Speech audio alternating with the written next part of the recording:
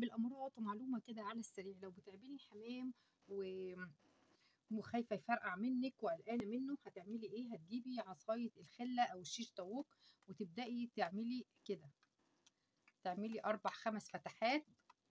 دول هيطلعوا لك البخار في الظهر، البخار اللي في التسويه، فبالتالي مش هيفرقع منك ابدا ولا اي حاجه. خلاص، معلومه تانية على السريع. طب لو الحمام قطع منك، انا الحمام ده اتخميت فيه حقيقي يعني، فالحمام لو قطع منك بتخيطيه عشان تضمني انه ما يفرقعش منك في التسويه. خلاص كده 4 5 خبطات كده يبقى زي الفل. لو الحمام عجوز معاكي زي ما حصل معايا كده، ما تملهوش قوي، سيبيه متفرغ يعني. بمعنى ان بصي، انا هنا كان ممكن املى اكتر من كده، ما مليتش، سايباه فاضي كده علشان مش يستوى معايا ويبقى كويس. ببدأ اعمل اغرس كده او ببوس سكينة، اي حاجة يعني.